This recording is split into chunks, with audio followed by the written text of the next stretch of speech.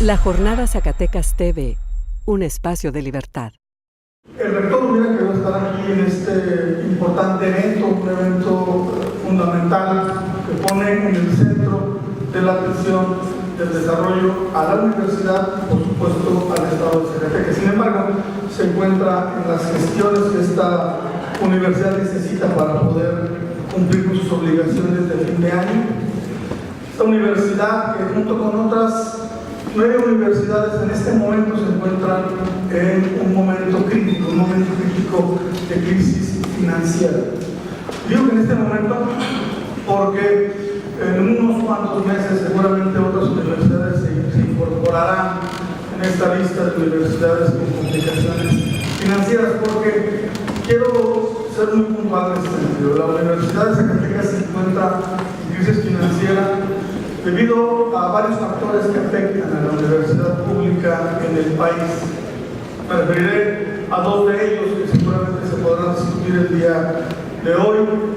El primero tiene que ver con el sistema de pensiones y jubilaciones, que en América Latina está haciendo crisis de manera severa y que pone en riesgo la viabilidad de los profesores en activo en las instituciones. El segundo elemento fundamental tiene que ver con la fórmula de asignación de los recursos para los subsidios, tanto federal como estatal, en el que estas universidades, en el caso particular de Zacatecas, es sumamente desigual. La UAS se encuentra por debajo de la media nacional en el costo por alumno y muy por debajo de otras universidades que en circunstancias parecidas a la UAS, cantidad de estudiantes, cobertura, tienen un subsidio que incluso a veces se triplica prácticamente en lo que refiere a la institución. Pues yo creo que estamos ante la oportunidad de hacer realidad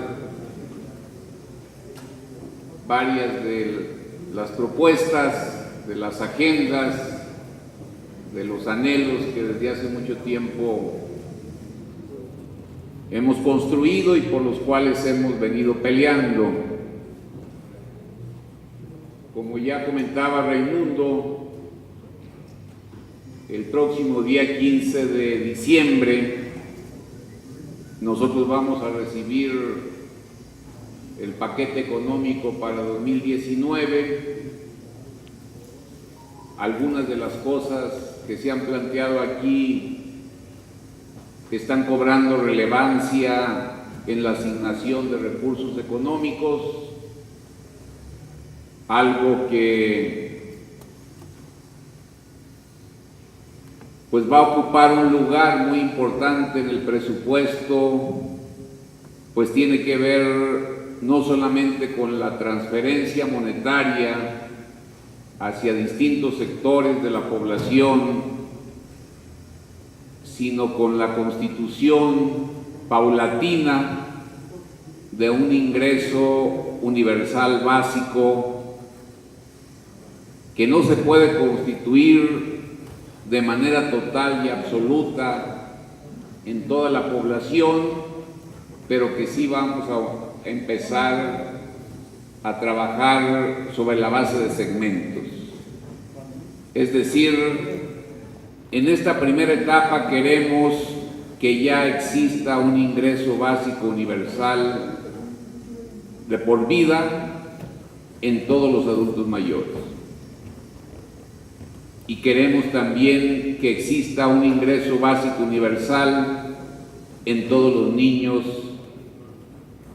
que están cursando educación básica. Y aunque todavía no se constituye como ingreso básico universal, sí es un avance por la misión del programa, todo aquello que tiene que ver con las becas y el Sistema Nacional de Financiamiento para los estudiantes de educación media y de educación superior.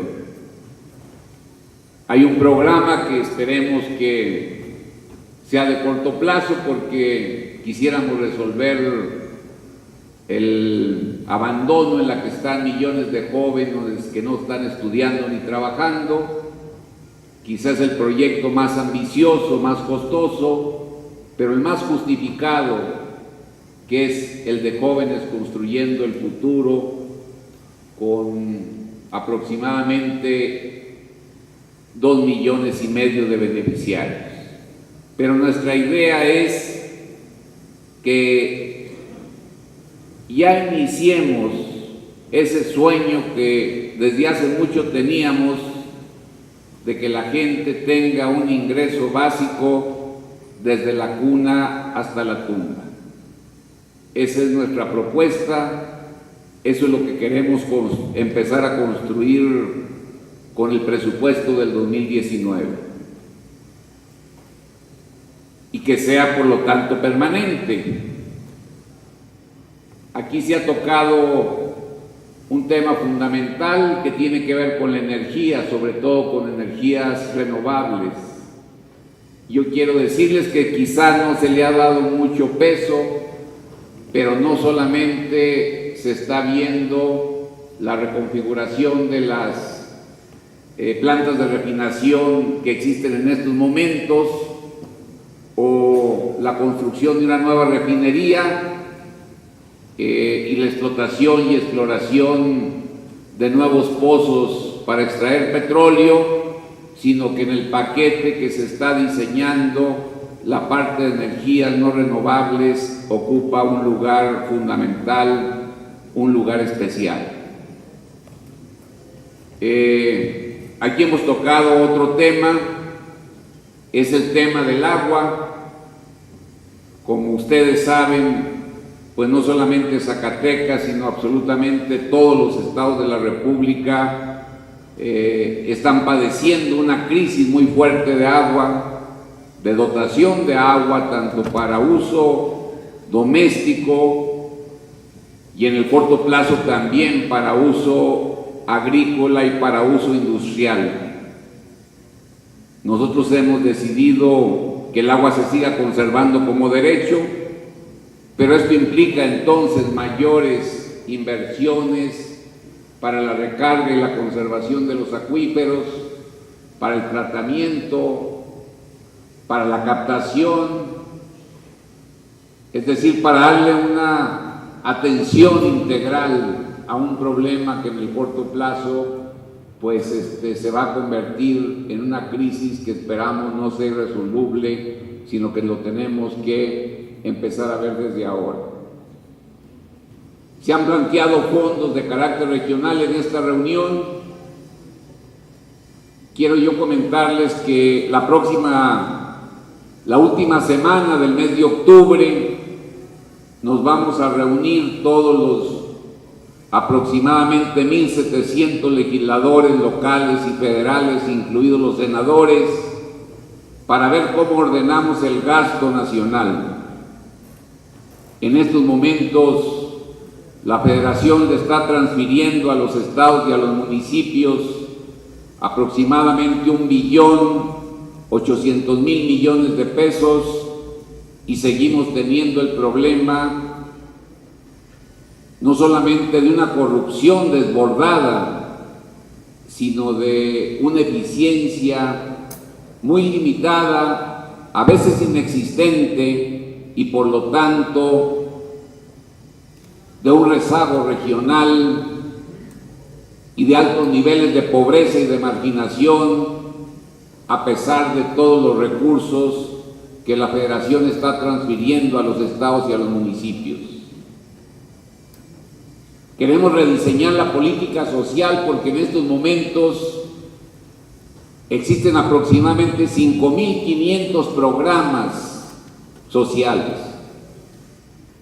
Los que tiene la Federación, los que tienen los estados y los que tienen los municipios. Y hemos hecho una evaluación y vemos que después de 10 años los niveles de pobreza alcanzan su máximo, aunque hay una disminución de la pobreza extrema, pero al final de cuentas lo que se está notando es de que no hay movilidad para arriba, sino que la movilidad es una movilidad para abajo, y por lo tanto el saldo de los últimos 10 años pues es un saldo negativo a pesar de los miles de millones de pesos que se han destinado al desarrollo social. Este será un tema de esta convención: ¿cómo le hacemos para tener menos programas sociales? No tiene sentido que los estados tengan su programa de adultos mayores, que los municipios tengan programa de atención a adultos mayores y que la federación tenga también programa de adultos mayores, y al final de cuentas ninguno atiende de raíz la situación tan trágica que viven los adultos mayores en prácticamente todos los estados de la República. ¿O no tiene mucho sentido que tengamos casi 100 programas con componente productivo, algunos manejados por la Secretaría de Economía, otros por Zagarpa, otros por Sedesol, otros por dependencias estatales, con un costo casi de 100,000 millones de pesos, y el nivel de eficiencia de estos proyectos pues será 1 de cada 10, y al final de cuentas no se presenta ninguna mejoría en las condiciones de vida y en las condiciones productivas de la gente que está recibiendo, que está accediendo a estos programas. Tenemos un ramo que es el ramo 23, que es la fuente total y absoluta de la corrupción. Queremos discutir esa cantidad tan inmensa de recursos que la Federación transfiere a través de este ramo, con el propósito de que casi 200,000 millones de pesos los pudiéramos usar de la manera más adecuada.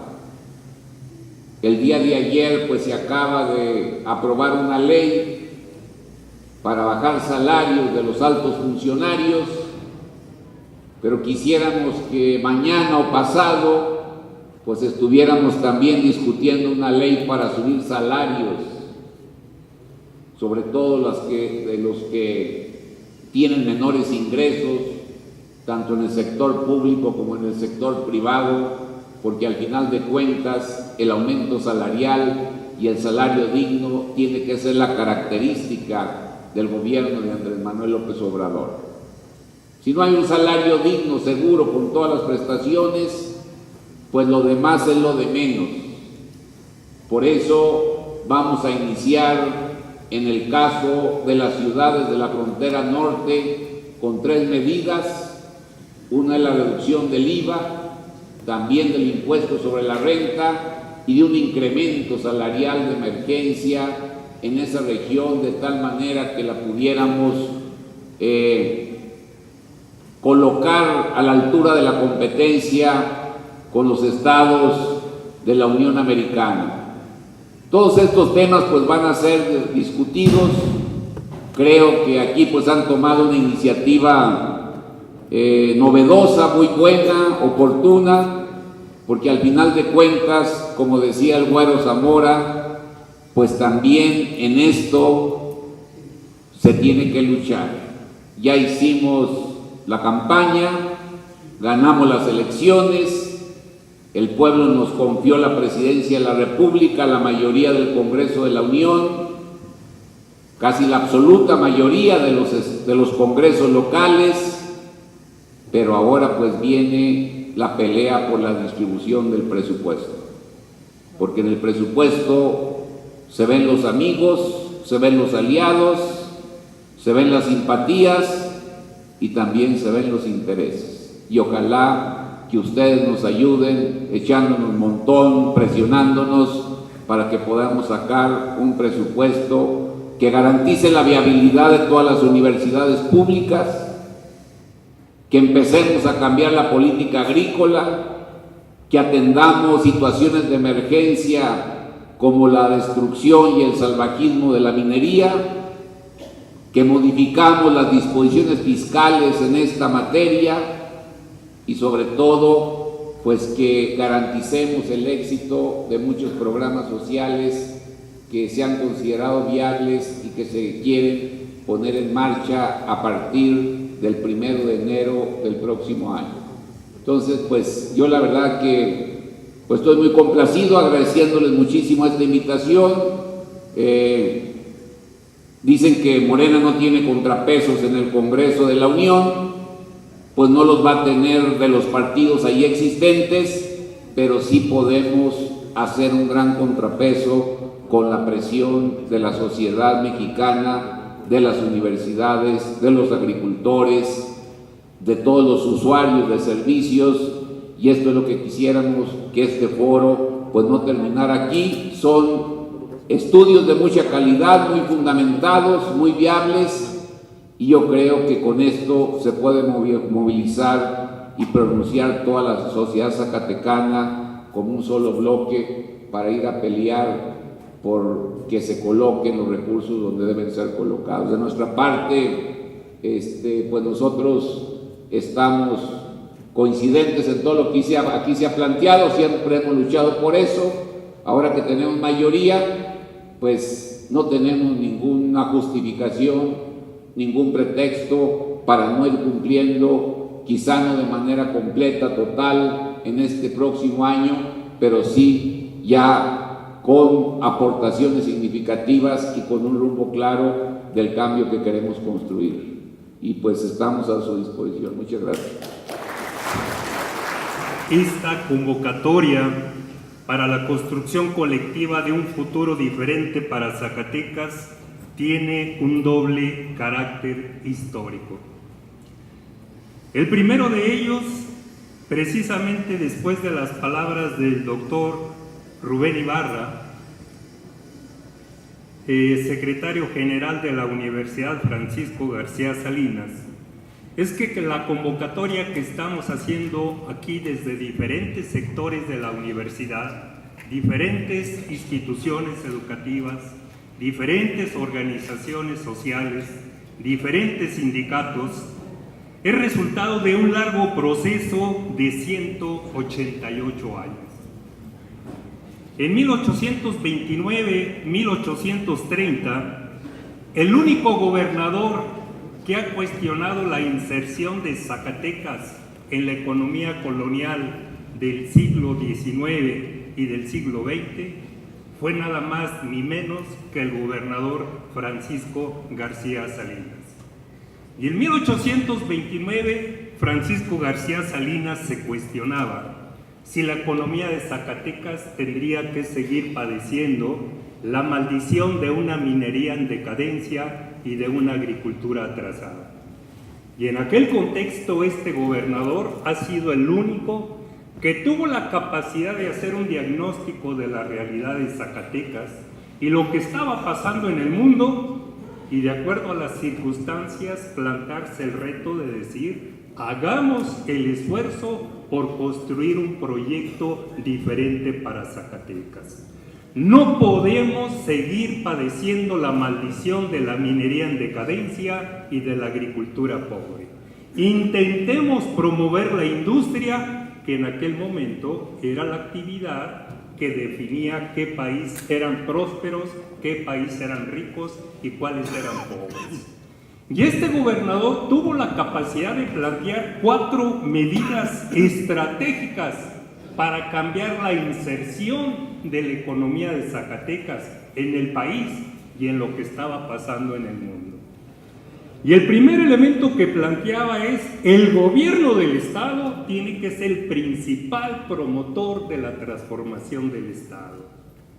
Segundo elemento que nos articula a muchos de los convocantes que estamos aquí: para cambiar la fatalidad de que nuestro Estado siga siendo solamente presa de la explotación de la naturaleza, la educación y la tecnología deben ser estratégicos.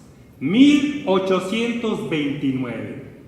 Esto hay que contextualizarlo con lo que se debate hoy en el mundo. Tercer elemento: no puede haber desarrollo en zonas atrasadas sin una banca de desarrollo. Y China no lo ha demostrado en los últimos 30 años. Y el cuarto elemento que planteaba Francisco García Salinas era un federalismo equitativo y solidario.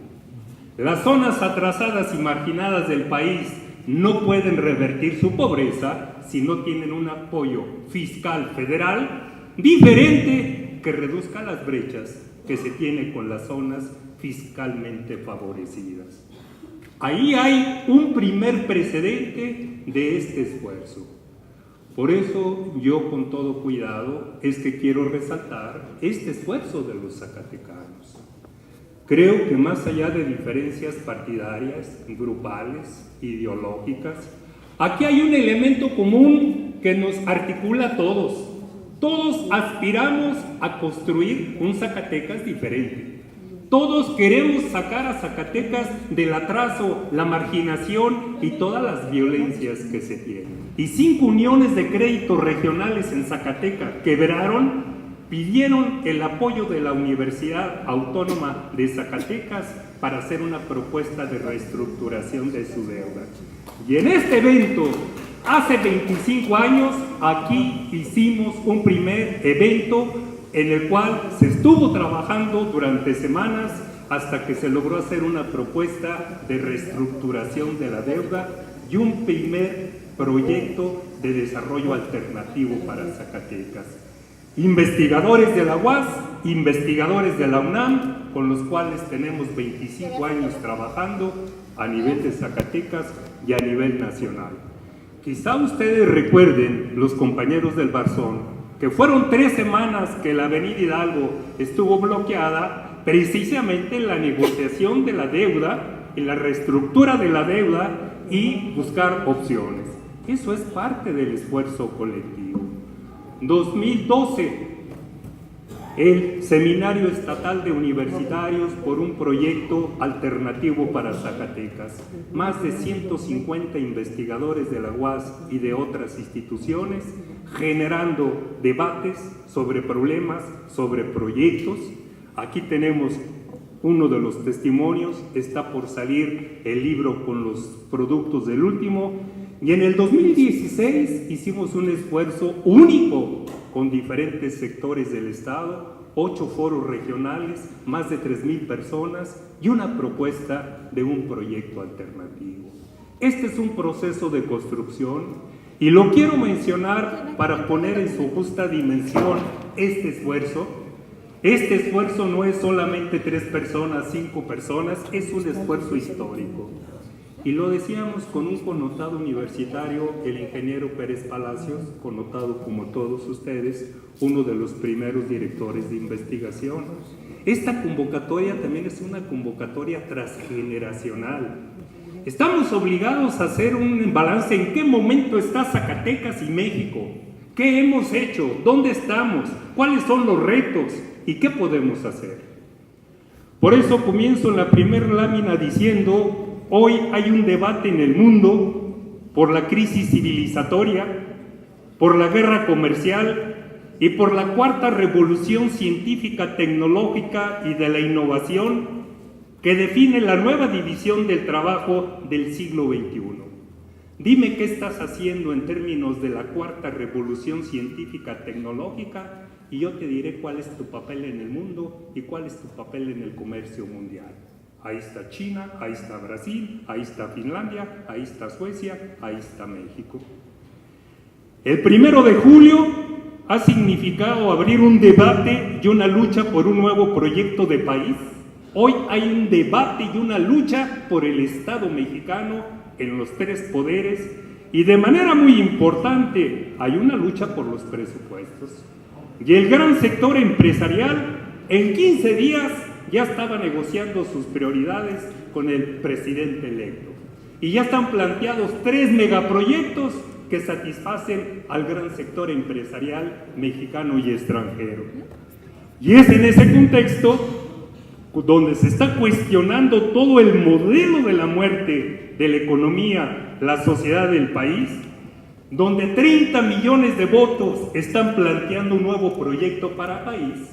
La pregunta es, ¿tenemos un nuevo proyecto para Zacatecas? ¿Tenemos una nueva propuesta con la cual podamos entrar al presupuesto desde el 2019 al 2024 y en los siguientes años? Esto forma parte de esta inquietud colectiva de construir un proyecto diferente.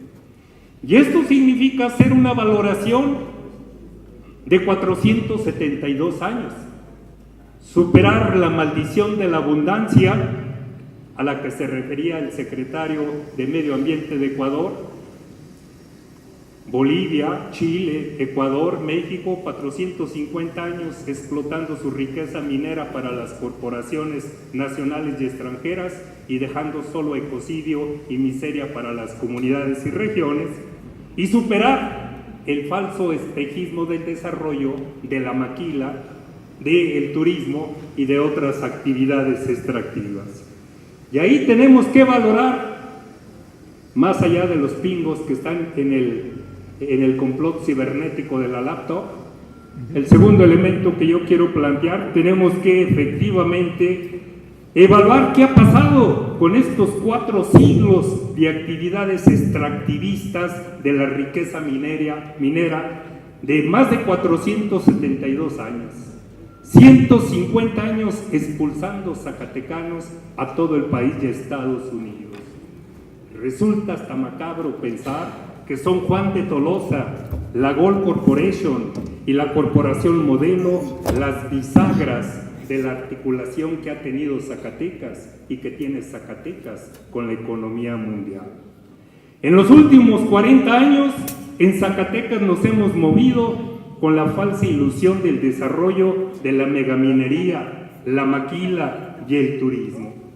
Y lo que vemos es una neodependencia, neocolonialismo y la refuncionalización de Zacatecas como zona de ecocidio, como zona de sacrificio para el capital nacional. Tal parece que la situación de los gobernantes anteriores y la del actual es que estamos condenados para siempre a sufrir el ecocidio de la megaminería. Las limonas, donde se llevan 4,000 millones de dólares al año en oro y plata y luego financian con 20 millones una clínica de salud y lo pregonan en todos los diarios zacatecanos, lo que resulta una burla al aplastamiento de la naturaleza y la sociedad zacatecanas. Tal parece como si estuviéramos condenados a sufrir la administración de la pobreza y de las remesas que mandan más de 650,000 zacatecanos cada año, y que el año pasado fueron 947 millones de dólares, casi la misma cantidad de inversión en la manufactura, pero para lo cual no hay ninguna política pública seria sobre desarrollo, migración y derechos humanos, sino solamente una actitud asistencialista y corporativa hacia los migrantes y sus familias. ¿Cuál es el diagnóstico breve que tenemos de Zacatecas? 50 municipios con pobreza, 63% de la población económicamente activa en la informalidad, 780,000 pobres, 56,000 pobres extremos, 124,000 ninis, 83% de ellos mujeres, más de 600 asesinatos en el 2017, y reitero la cifra, 650,000 personas que nacieron en Zacatecas y habitan permanentemente en Estados Unidos y que el año pasado enviaron 947 millones de dólares sin existir políticas públicas serias de desarrollo, migración y derechos humanos. Lo que tenemos es un DIF binacional que hacen lo que pueden con muy pocos recursos y con muy pocos apoyos, porque la migración en Zacatecas no es prioridad, ni para el Ejecutivo, ni para el Congreso, ni para el Legislativo. Construyamos la nueva matriz económica, social, política, energética y ambiental. Pasemos de las ventajas comparativas de la depredación de los recursos naturales y de la depredación de la población a una nueva matriz basada en la educación, ciencia, tecnología, innovación, cultura y deporte. Adecuemos la cuarta revolución científica a las necesidades, retos y potencialidades de Zacatecas. Aprovechemos todos los sectores productivos y sociales, todas las regiones. Aprovechemos todo lo que ha avanzado el COSIP. Aprovechemos 254 investigadores nacionales. Aprovechemos 6,000 investigadores de alto nivel mexicanos en el mundo en la red de talento en 28 países y en 80 módulos dispuestos a participar en las diferentes propuestas que seamos capaces de generar agua, energía, salud, tierra, transporte, vivienda, en los temas que definamos. Para esto es muy importante el apoyo institucional y financiero para toda la educación como un sector estratégico. La educación, como lo planteaba García Salinas, es la clave de transformar cualitativamente a Zacatecas y a México. Por eso es muy importante el apoyo para la ciencia, la tecnología, la innovación y la cultura. Es la inversión para construir el nuevo Zacatecas. Y aquí en Zacatecas hay dos boquetes financieros: el déficit en la educación primaria y el problema financiero de nuestra universidad. Y esto implica que a nivel financiero y a nivel fiscal la educación sea un sector estratégico, que se pueda recuperar la parte estructural de estos déficits para que la educación pueda volcar todo su potencial en los diferentes niveles. A nivel de la UAS, somos conscientes que hay que resolver el tema financiero y hay que resolver las inercias internas que hasta ahora han impedido que la universidad se pueda convertir en la más importante herramienta científica tecnológica para la transformación del Estado. Y creo que ahí todos estamos trabajando de manera comprometida en este talento. A nivel del Congreso del Estado, vamos a plantear que a partir del 2019 se dedique el 1% del PIB estatal para ciencia, tecnología, innovación y cultura de manera permanente en los siguientes años. A nivel de los integrantes del Congreso, diputados y senadores, hacemos el planteamiento que ya hacía Francisco García Salinas y que el día de hoy el compañero Arturo Romo Gutiérrez plantea en un diario local: recuperar el federalismo solidario y compensatorio. Y planteamos que para Zacatecas y otras entidades se establezcan 4 tipos de fondos compensatorios: el Fondo de Compensación Regional, el Fondo de Infraestructura, el Fondo de Intensidad Migratoria y Remesas. En los últimos 30 años, los migrantes han aportado a México más de 500,000 millones de dólares y los estados como Michoacán, Zacatecas, Jalisco y Guanajuato no han tenido un trato fiscal equivalente. Estamos planteando que a nivel federal y en la nueva Secretaría de Hacienda, esta sea un nuevo elemento de distribución presupuestal. Y el cuarto elemento es recuperar la experiencia de la renta petrolera del sur y sureste del país, cuando se modificó la cuestión fiscal para que la renta petrolera permitiera hacer frente a los daños ambientales y financiar nuevas estrategias de desarrollo. Y aquí estamos planteando que se modifique la ley minera del 2012, que se modifique la ley federal impositiva y que los estados puedan establecer sus propios impuestos de acuerdo a los daños que sufren las entidades para enfrentar los pasivos ambientales desde ahora y para financiar estrategias alternativas de desarrollo. Finalmente, no basta construir un proyecto integral de desarrollo para que Zacatecas intente romper el atraso centenario. Urge una revolución ciudadana e institucional en la que los 3 poderes estén subordinados al bien común del empleo, el bienestar y la seguridad humana. Si no hay una participación permanente en los municipios y en todo el Estado, esto puede quedar en buenas intenciones o puede quedar también en publicaciones como las que hemos venido haciendo a través de los años, pero no pueden trascender como ha sucedido hasta ahora. Esto implica entonces también que a nivel de la administración pública la sociedad presione por mayor capacidad, por mayor eficiencia, por mayor honestidad, por legalidad en el poder ejecutivo, el legislativo, el judicial, los municipios, las instituciones de educación superior y en toda la administración pública. Esta agenda estratégica, esta convocatoria integral es resultado de esta nueva visión, 2018-2050. Estos son los primeros ejes estratégicos a enriquecer, reforzar y aplicar con el esfuerzo y trabajo conjunto de todos. Este es un desafío y es un trabajo de relevos. Con el tiempo, como es natural, La gente tiene la mala costumbre de envejecer y fertilizar la tierra.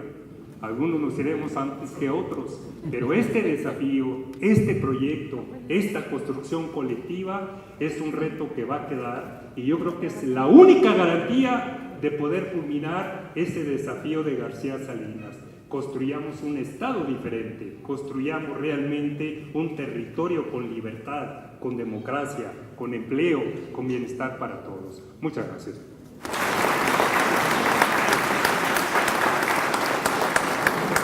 Para su agenda de trabajo desde los diferentes espacios, tanto federal como estatal.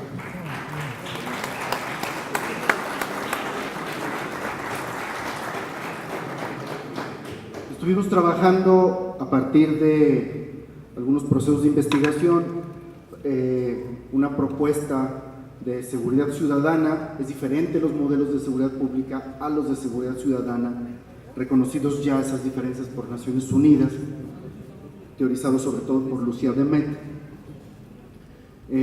Y partimos, seguida, de primero ver por qué razón ha estado fallando las estrategias.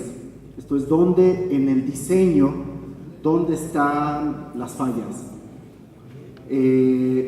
Vemos que anuncian resultados en sus componentes, pero de hecho me voy a ahorrar el poder darles y llenarlos de cifras, ¿verdad?, de cómo han estado las diferentes investigaciones en incidencia del delito. Podemos pasar a la primera lámina, por favor. Tenemos varios problemas en términos de diseño. El primer asunto es que cuando revisamos la política de seguridad, fundamentalmente desde el 2006 y luego las correcciones que hacen en 2013, ponen como problema, como si fuera el problema, en su definición de problema está mal, porque dice que el problema es el debilitamiento de las instituciones de seguridad pública.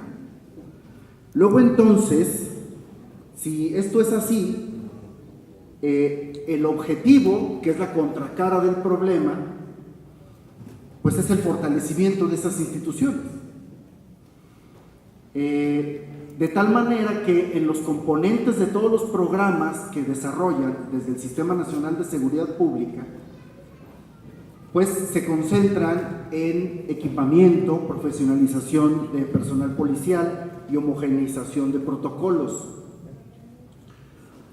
Y ahí vemos, cuando van desarrollando todos los diferentes programas del Sistema Nacional, cómo se van altísimos cifras de presupuesto, se va muchísimo dinero ahí. El asunto es que cuando revisamos los estudios al respecto, podemos ver que aquí hay un problema fuerte de diseño, porque la definición la ponen en un componente intragubernamental y no en el problema social que significa la emergencia del comportamiento delictivo. Si tú pones como problema la emergencia del comportamiento delictivo y no el debilitamiento de las instituciones de seguridad, todo tu esquema se modifica, hacia abajo con los componentes y hacia arriba con los efectos. De tal manera, ¿cuál es el error aquí de diseño? Que uno de los componentes, que es que efectivamente la debilidad de instituciones de seguridad es un componente, pero nunca puede ser el problema central, ¿va? Entonces convierte un componente en problema y todo. Entonces tenemos los resultados. ¿Cuáles son los resultados? Cuando yo estuve revisando el Fortaseg, uno de los programas, lo revisé con mucho detenimiento y vimos que tienen resultados en los componentes, ¿va?, y son resultados de cumplimiento arriba del 80%, siguen empeorando cada vez más. Están en dos líneas diferentes. Hay una ruptura interna en su matriz de indicadores para resultados. Si hay rupturas al interior de la matriz de indicadores para resultados, luego entonces el diseño está mal. Bien, ¿Cuál es el otro problema? Que en esta estrategia que utilizan en el sistema nacional, le dan un peso muy marginal a lo que le llaman prevención. El PRONAPRED es muy marginal. Por ejemplo, en el caso del Fortaseg le dan solo el 10%. Bien, ¿cuál es el tema? ¿Cuál es el problema en el PRONAPRED? Que solo establece los objetivos, un objetivo general de atender los factores de riesgo de la violencia y de la delincuencia, pero carece de modelo de intervención. Es un programa de prevención nacional del delito y no tiene modelo de intervención. Eso genera como efecto acciones aisladas, insuficientes e inefectivas, y lo podemos constatar en todas las evaluaciones que hay en los estados y municipios al respecto. Que ir en la construcción de un modelo de intervención. Bien, cuando construimos un modelo de intervención, primera precaución, hay que revisar las hipótesis causales. Es muy común escuchar que cada que alguien propone algo sobre prevención del delito, dice que hay que subir actividades de deporte y cultura. Las actividades de deporte y cultura por sí mismas no previenen absolutamente nada. Pueden ser elementos importantes de enclave, de socialización, pero por sí mismas no constituyen el efecto que deseamos. Hay que revisar la explicación del problema, tener hipótesis causales sólidas para poder diseñar. Y tenemos muchos elementos para eso. Primero, tenemos la teoría del vacío social y eficacia colectiva. Ahí vemos que cuando en los territorios en donde hay mayor vacío, luego entonces, porque sociedad no es la población, confundimos sociedad y población. Sociedad son procesos comunicativos, es algo que está entre la población. Cuando hay ausencia de esto hay vacíos, y cuando hay vacíos y cuando hay falta de eficacia colectiva, lo que tenemos es aumento, y que en esas regiones aumenta la delincuencia y la violencia respecto en donde no tenemos esto. Algunas de las investigaciones que revisamos, sobre todo para la Ciudad de México, donde por qué en algunos lugares presentaban más violencia y en otros no, justamente uno de los factores es el tema de eficacia colectiva. Luego entonces necesitamos una intervención que debe ser territorial universal para esto. Entonces no solamente territorial focalizado, ¿verdad?, en donde pones algunos polígonos rojos y ya. No, es territorial universal. Otro asunto es la asociación diferencial. Es una teoría de Sutherland, ¿no? La violencia y el comportamiento delictivo se aprenden. Entonces, debemos intervenir los mecanismos del aprendizaje delictivo. ¿Cuáles son estos mecanismos? Y intervenirlos. La anomia, que es la perversión de la relación entre valores y medios. Ahí vemos a Robert Merton, cuando los jóvenes tienen una serie de valores y a partir de ahí orientan su acción, pero los medios institucionales no les dan la posibilidad de acceder a esos medios. Luego entonces toman los medios ilegales para llegar a ellos, de tal manera que aquí tenemos caminos ilegales a partir de elecciones racionales de los jóvenes. Ergo, necesitamos gestión axiológica, manejo de expectativas y una cosa fundamental, la creación de subjetividad resistente a la violencia y al delito, ¿no? El tema de la banalidad de Hannah Arendt nos ayuda a entender cómo generar subjetividad resistente al delito. Pobreza cultural, no me extiendo mucho al respecto, el tema de las reducciones de la visión del mundo y la precarización. La precarización y la lumpenización precaria viene con toda claridad siendo un factor sólido de violencia y delincuencia. Si vemos, y no solamente en términos contemporáneos, en la investigación de la historia de la violencia de Muchenblev, hace un registro desde el siglo XVII a la fecha, donde hay una masculinización y una juvenilización de la violencia. Entonces ahí es por factores de precarización. Esto nos da los objetivos, y tenemos un objetivo general. Pasamos a la siguiente, por favor. Y lo leo. Implementar un modelo de intervención que construya una suerte de ingeniería social para lograr la eficacia colectiva en el territorio. Ya dijimos el concepto de eficacia colectiva. Y en los objetivos específicos, intervenir los mecanismos de aprendizaje de comportamiento violento y delictivo, crear una subjetividad resistente a la violencia y al delito, eliminar la pobreza cultural en jóvenes y remediar la precarización a través de un modelo de economía solidaria. Y hemos desarrollado un modelo de economía solidaria para Zacatecas. El vehículo de implementación, con esto termino. Algo fundamental en los procesos de diseño es tener claros los vehículos de implementación. Podemos decir el qué, si no decimos exactamente el cómo, no podemos avanzar. Primero, un enfoque territorial universal. Esa es la entrada. Y sobre él, 3 componentes básicos de implementación. Brigadas de activadores sociales que van a intervenir polígonos pequeños y manejables. Hemos hecho un estudio de los polígonos de toda la zona metropolitana que va Zacatecas, Guadalupe, Fresnillo.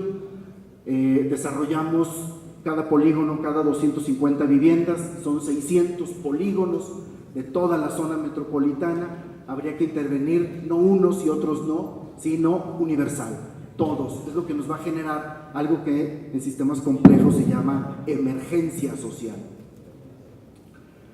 Intervenir 600 polígonos para Zacatecas con 600 brigadas de activadores sociales a partir de que van a aplicar un modelo de intervención.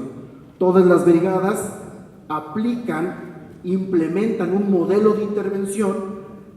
Este modelo de intervención es las actividades concretas de estos 5 ejes de intervención que dije hace un momento.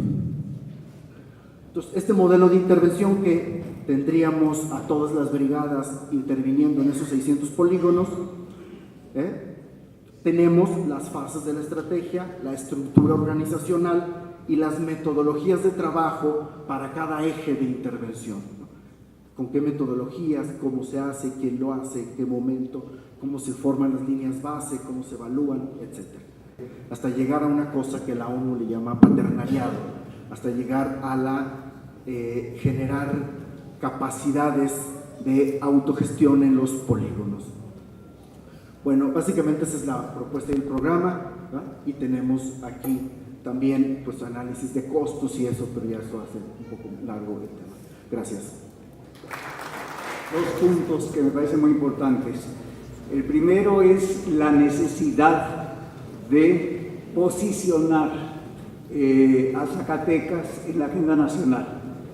Y la segunda es también posicionar el tema de la universidad pública y particularmente de las universidades públicas estatales en la agenda nacional.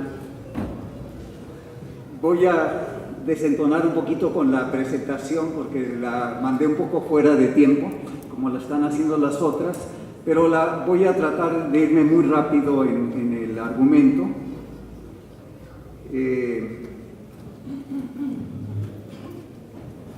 Lo primero que yo quisiera destacar es que desde la época colonial hasta nuestros días el desarrollo de Zacatecas ha sido sacrificado en aras del enriquecimiento y acumulación externos. Zacatecas ha estado atrapada en un círculo vicioso perverso de saqueo y expulsión. Por largo tiempo ha sido proveedora de minerales, principalmente metales preciosos, proveedora y reproductora de fuerza de trabajo barata y flexible para el capital nacional e internacional. ha sido suministradora de alimentos básicos, básicamente bienes salario. Bajo la égida neoliberal, este papel no solo ha continuado, sino que se ha profundizado, adquiriendo visos realmente dramáticos. Al saqueo incrementado por la megaminería y la expulsión agravada por el abandono del campo, la migración definitiva y el despoblamiento, se agrega el retorno forzado, el ensanchamiento de la informalidad y la cancelación de una perspectiva de futuro, especialmente para los jóvenes. Más aún, a estas y otras violencias sistémicas se añaden en fechas recientes las del crimen organizado, que encontró campo fértil para anidarse en la entidad. Zacatecas es uno de los estados con menor capacidad para generar empleo del país. 64% de los zacatecanos se ubican en las filas de la informalidad, frente a 57% a nivel nacional, y 56.1% ganan hasta 2 salarios mínimos, frente a 45.4% a nivel nacional, lo que habla de la precariedad también del trabajo en Zacatecas. El turismo y la maquila han tenido un impacto marginal agravado por la falta de visión, servilismo y corrupción de la clase política zacatecana. La apuesta al clúster minero y a la militarización son muestras inequívocas de dicha miopía. Urge transformar el círculo vicioso perverso de saqueo, expulsión y violencia en el que se haya atrapado Zacatecas para convertirlo en un círculo virtuoso. ¿Cómo? Recuperar y sembrar, en primer lugar, eso ya se había mencionado, parte de la renta minera. Hoy apenas se queda en Zacatecas 0.0081% de la renta minera, más una secuela de devastación ambiental. También es necesario revertir la dinámica expulsora que desde la época independiente ha distinguido a Zacatecas, mediante la inyección de capacidad científica y tecnológica a través de la repatriación del talento mexicano que radica fuera de nuestras fronteras, para lo cual se pueden y se deben abrir nuevas avenidas para el desarrollo de Zacatecas. Aquí sí quisiera dar 3 datos que me parecen muy importantes. Hay 1.2 millones de profesionistas mexicanos en el exterior, hay 300,000 posgraduados mexicanos en el exterior y hay más de 30,000 doctores mexicanos, principalmente en el campo de la ciencia y la tecnología en el exterior. Para todo esto, la universidad pública y en particular la Universidad Autónoma de Zacatecas están llamadas a cumplir un papel estratégico.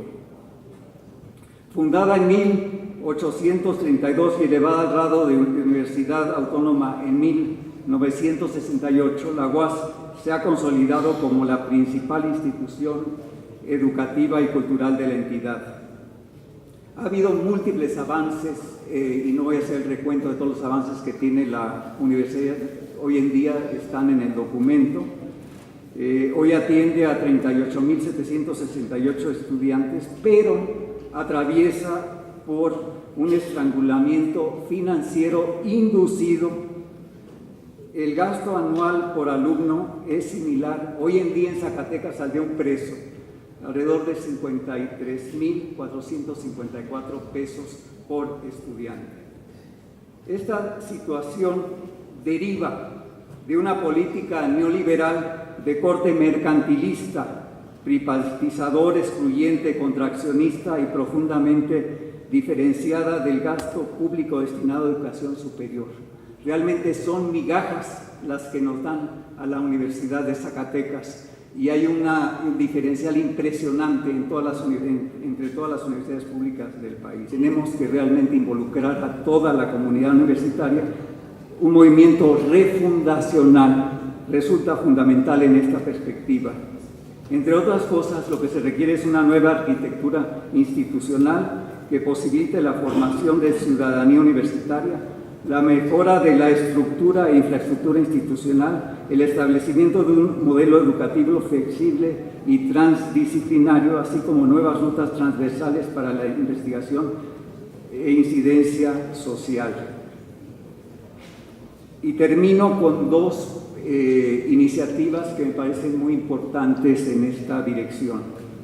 Primero es ver cómo podemos transformar a la UAS directamente en un agente de desarrollo y transformación social de Zacatecas. Y para ello creo que es muy importante la creación de centros de la complejidad, concebidos como espacios transdisciplinarios de vinculación académica que impulsen proyectos y programas de investigación y posgrado en ámbitos estratégicos para el desarrollo humano sustentable, estatal y nacional. Estos serían como motores de la transformación que van jalando todo el proceso de transformación de la universidad en áreas como las tecnociencias orientadas socialmente, la economía social y colaborativa, todo lo que tiene que ver con la agroecología sustentable, la cultura, en fin. Y el otro punto que nos parece muy importante y que también ya se mencionó por el doctor Rodolfo García Zamora es para el impulso de estos centros se propone la creación de un programa piloto a nivel nacional de tanto que ha expulsado Zacatecas de recuperación y repatriación de los científicos y tecnólogos mexicanos que radican en el extranjero. Esto que estuvimos trabajando lo hicimos en la Universidad Pedagógica y lo hicimos junto con profesores de educación básica. El asunto que nos ocupa el tema es la educación básica. Es un tema bastante complejo y amplio. Les comentaba en las reuniones que hemos tenido ahí en la Facultad de Economía que harían falta, no un foro, muchísimos foros para tocar un tema tan amplio y tan complicado. Cuando comenzamos a revisar por dónde le mete cirugía a la educación básica, pues luego estás en un berenjenal que no sabes ni por dónde comenzar. Nosotros en nuestra revisión caemos en razón de que para el sistema educativo local, para el caso de Zacatecas, no podemos estar tejiendo castillos o construyendo castillos en el aire o tejiendo en falso. Hay un problema de fondo en Zacatecas que es un problema de la financiación del sistema escolar del Estado.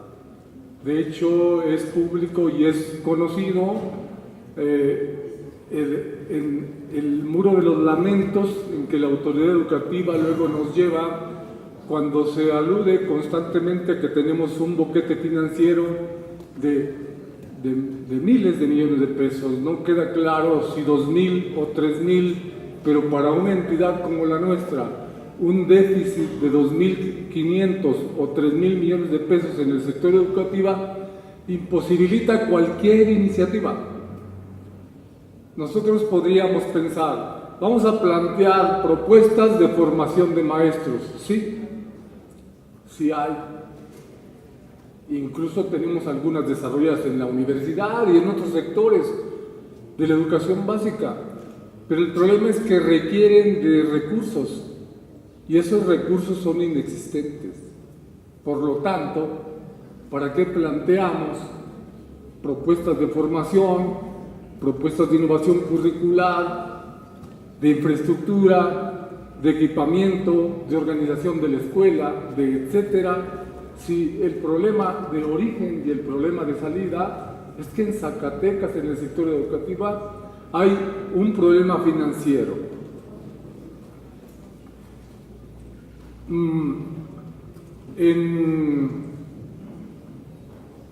En 5 días tenemos el foro estatal educativo al que está convocando el presidente electo. En Zacatecas es el próximo miércoles. Ahí va a acudir una gran cantidad de maestros de educación básica. Vamos a acudir. y vamos a traer una gran cantidad de propuestas educativas en diferentes ámbitos, pero todas, es el punto de vista de los que trabajamos este documento, todas tienen que ver con que se resuelva el asunto de la financiación del sistema educativo en Zacatecas, que es un problema que se agudizó a partir de la centralización de la nómina. Antes de la existencia del FONE, en Zacatecas, mucha de la nómina del magisterio estatal se financiaba con las economías de la nómina del presupuesto federal. El boquete se tapaba con lo que se economizaba de capítulo 1000 del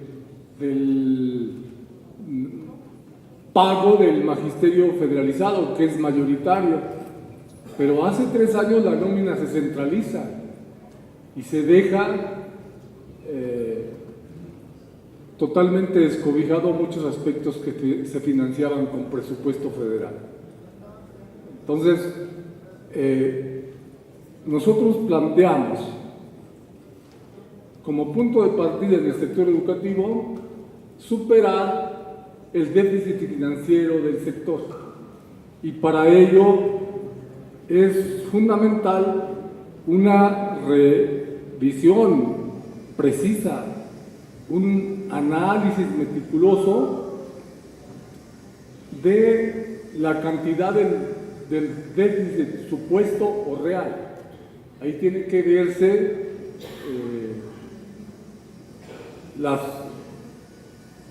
deudas que se tienen con los organismos públicos descentralizados, colegios de bachilleres, EMSAC, CECITES, incluso la Universidad Autónoma de Zacatecas y telesecundarias. Unas finanzas bastante precarias en comparación con Chihuahua, con Aguascalientes, con Baja California.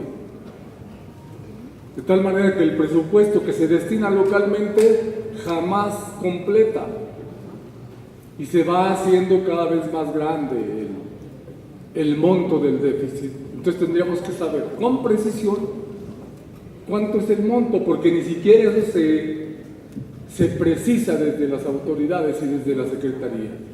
Es el punto número 1, y tiene que revisarse la nómina de todos los subsistemas, porque hay cosas bien raras también en la nómina. ¿Por qué la Secretaría de Educación y Cultura no hace pública la nómina? En tiempos de sospechosismo, decía Krill, hay gente que está en la nómina que no está trabajando. Y eso tiene que revisarse y transparentarse en Zacatecas. En educación básica federalizada, educación básica estatal, en OPDs, en todos los organismos. También tienen que revisarse convenios, minutas y acuerdos con las organizaciones sindicales del CENTE, del CITES, de los sindicatos de las OPDs, de colegios de bachilleres, etcétera, para ver cuáles son los compromisos financieros en nómina y en otros rubros. Una vez que se precise cuál es el monto del déficit, tendría que instalarse una mesa de discusión con las autoridades locales, con la Cámara de Diputados Federal, con los diputados locales, y decir, una vez que se tenga hecho el diagnóstico, cuánto tiene que destinarse. Y lo último es negociación del presupuesto y manejo transparente, honrado y honesto de los recursos. Eso es fundamental. Uno pudiera plantear, repito, en el asunto de la educación básica, asuntos técnicos de la enseñanza, de mejora de los niveles de retención, en un estado con esta precariedad, es estar fingiendo. Lo que tiene que hacerse es resolver los graves problemas financieros del sector, y después hablamos de lo demás. Los profesores de educación básica estamos convencidos que sabemos del asunto. No es alarde, sabemos porque en eso estamos. Entonces, cuando sea necesario, irán emergiendo propuestas de desarrollo educativo en diferentes ámbitos, pero que tengan ese soporte financiero. De no haberlo, seguiremos condenados al rezago. Yo quiero finalizar así, de manera muy breve, anunciando, porque así lo habíamos comentado ahí en la universidad, de que propuestas más elaboradas van a aparecer en el foro estatal, que es el próximo miércoles, al que quisiéramos que participe mucha gente de la que aquí está, aunque no sean maestros. La educación pública es un asunto público, es un asunto de la esfera pública y que tenemos que debatir todos, maestros y otros que no sean maestros. Nosotros vamos a hacer nuestro aporte, y en estos tiempos de coyunturas tan interesantes, por ejemplo,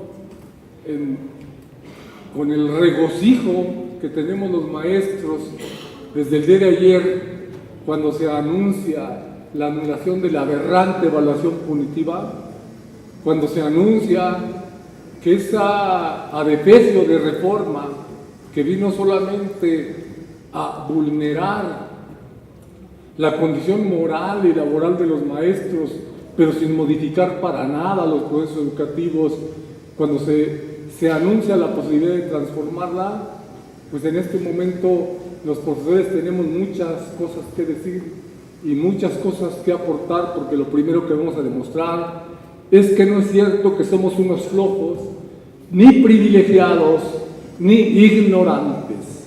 Miente quien piensa eso. Miente con demasiada perversidad. En educación básica y en el caso de la escuela pública, a partir del miércoles van a aparecer en Zacatecas un conjunto de iniciativas elaboradas por los maestros zacatecanos que tienen un alto compromiso con la patria, un alto compromiso con la educación, y yo afirmo un profundo conocimiento del oficio, porque sobre los oficios sabe quien esté en el oficio, sobre cualquier oficio, sobre cualquier trabajo, sabe el que está en el proceso de trabajo. Quienes han hablado para denostar a quienes están en el proceso de trabajo, lo hacen desde la ideología, lo hacen desde sus creencias, lo hacen desde sus sentimientos, lo hacen desde sus equívocos. Es eso lo que nosotros planteamos en este momento. Repito, es prioritario que se vaya viendo la manera de subsanar la condición deficitaria del sistema educativo en Zacatecas. A partir de ello iremos viendo formación de maestros, mejora de los procesos de enseñanza, equipamiento, infraestructura, absorción de tecnologías. Muchísimas cosas son necesarias en este estado, pero primero los dineros. Muchas gracias, los esperamos a todos en el foro estatal el próximo miércoles. Como lo hacía el doctor Rodolfo García Zamora, el doctor Raúl Delgado Weiss, este estado ha sido vaciado a lo largo de siglos de recursos, pero fundamentalmente de talento. Y esa condición la debemos de revertir. Y el proyecto que queremos presentar en el ámbito de ciencia, tecnología e innovación es precisamente, va enfocado a formar talento, retener talento y atraer talento.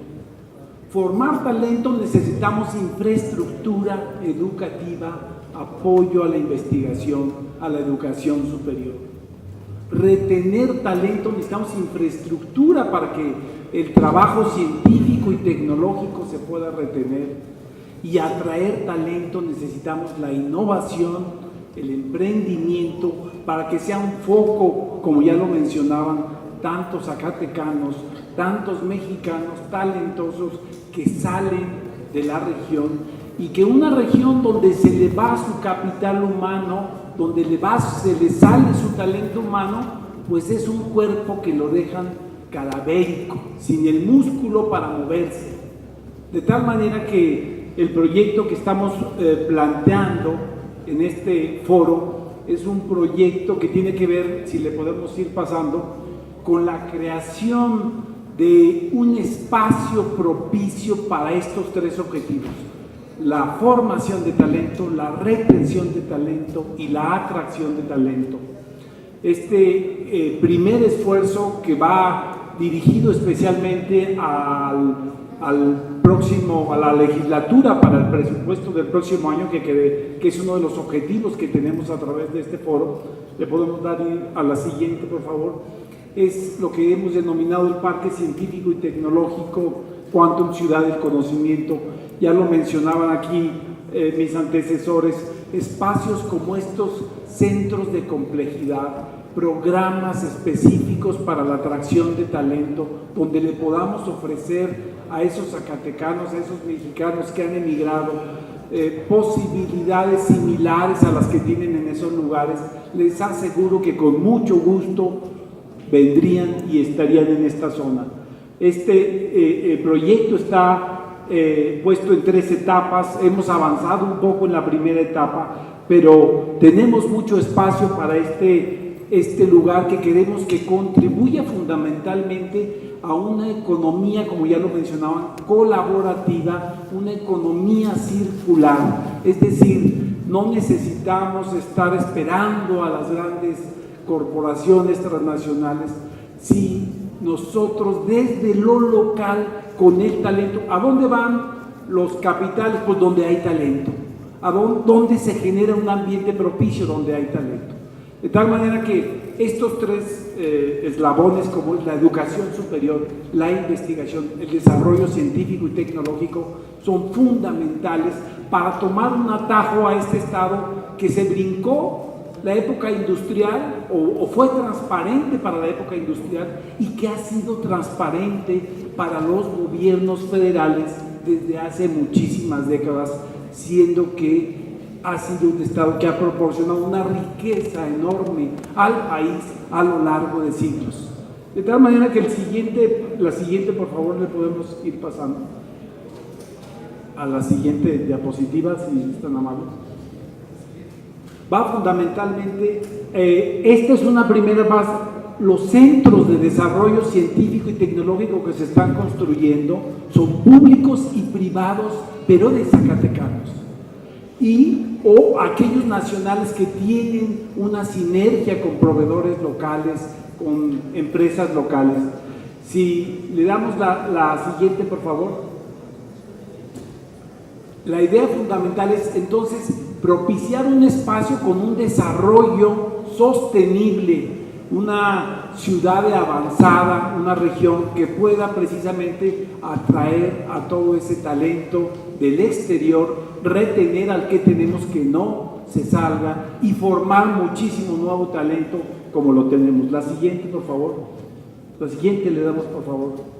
Entonces, como ustedes saben, esto ya lo han mencionado muchísimo, no me voy a entretener más si le pasamos a la siguiente, por favor.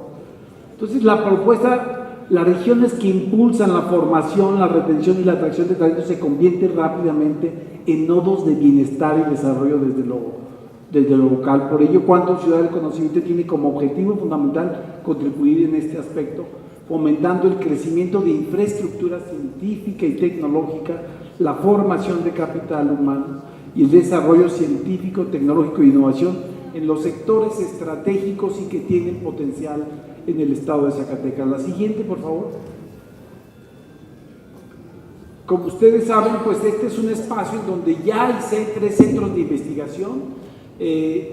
A finales de este año, principios del otro, tendremos otros 3 centros de investigación y desarrollo tecnológico, y la idea es que en los próximos años, al menos 3 años, podamos tener 16 centros de desarrollo científico tecnológico que propicien esta nueva ruta de atajo al desarrollo de Zacatecas. Le damos la siguiente, por favor. Aquí hemos presentado una propuesta inicial le llamamos un ecosistema de innovación en donde el cambio tecnológico, organizacional, laboral, así como la innovación representen las mutaciones que necesita experimentar el Estado y las empresas para crecer, para sobrevivir. La siguiente, por favor. Bueno, aquí hay una estimación de posibilidades de recursos. Nosotros estamos estimando que si el año que viene pudiera haber una partida para poder seguir impulsando este proyecto con 101 millones de pesos, podrían crearse estos centros de la complejidad que ya se proponían, podrían generarse nuevos centros de desarrollo tecnológico que de seguro atraerían a muchos zacatecanos que se encuentran en el exterior. Le damos la siguiente, por favor.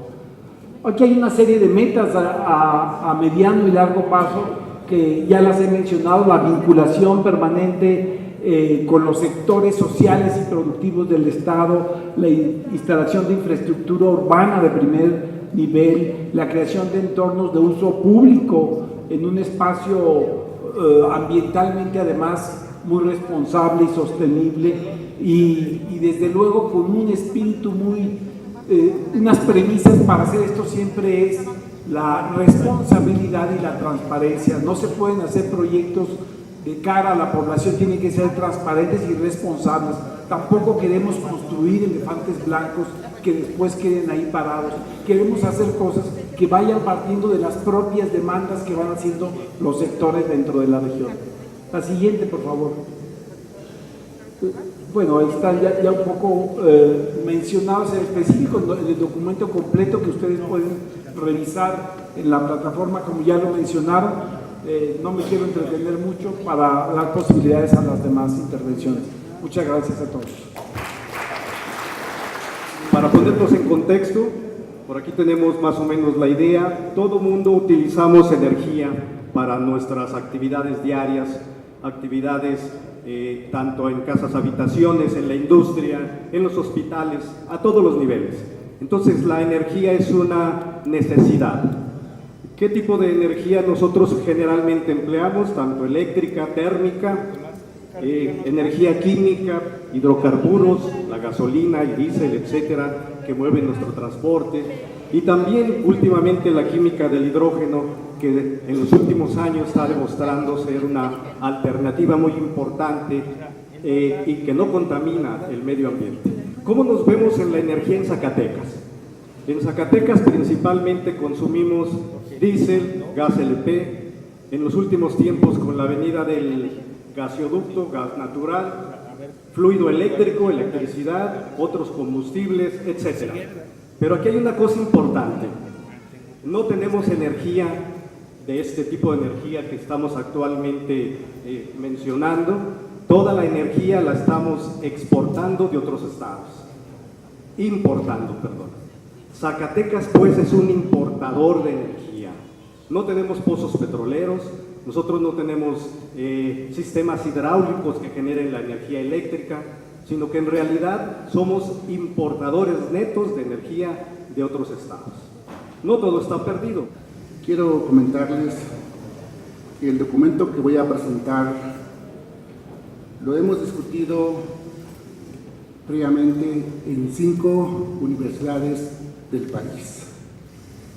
En la Autónoma de Baja California, en la Autónoma del Estado de México, en la Michoacana, en la Autónoma de Sinaloa y en la Autónoma de Nuevo León.